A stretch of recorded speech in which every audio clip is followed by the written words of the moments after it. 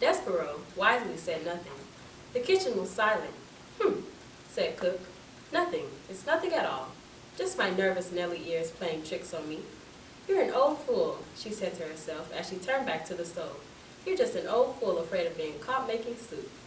Despereaux slumped against the spool of thread, and as he leaned there, his heart pounding, his paws shaking, a small wonderful something occurred.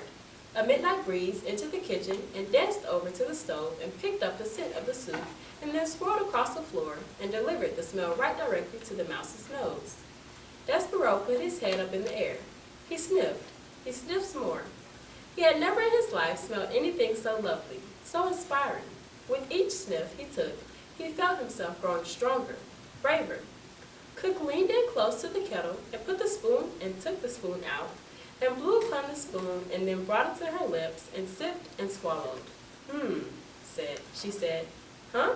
She took another sip. Missing something, she said. More salt, maybe? She put the spoon down and took up an enormous salt shaker and sprinkled salt into the kettle. And Despereaux, feeling emboldened by the smell of soup, again set to work pushing the spool of thread. Quickly, he said to himself, rolling the spool across the floor. Do it quickly. Do not think, just push. Cook whirled the salt shaker in her hand and shouted, Who goes there? Despereaux stopped pushing. He hid behind the spool of thread as Cook took the candle from the stove and held it up high. She said. The candlelight came closer, closer. What's this? The light came to rest directly on Despereaux's big ears, sticking up from behind the spool of thread. Oh, said Cook, whose ears are those? And the light from the candle then shone full in Despereaux's face. A mouse, said Cook. A mouse in my kitchen. Despereaux closed his eyes. He prepared for his death. He waited, reader, and waited. And then he heard the sound of laughter. He opened his eyes and looked at Cook. Ho, said Cook, ho-he.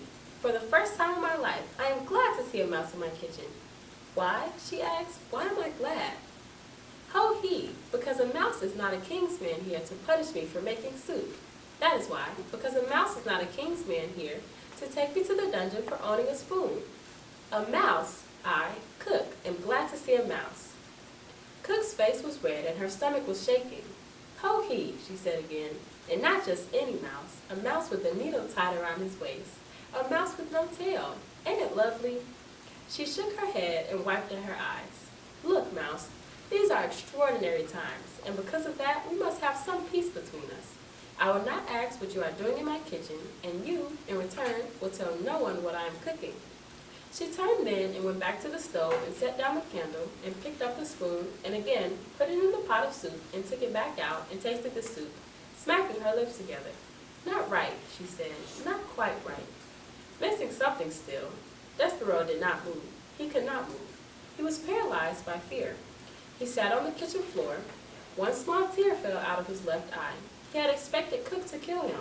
Instead, reader, she had laughed at him. And he was surprised how much her laughter hurt. And that was chapter 14.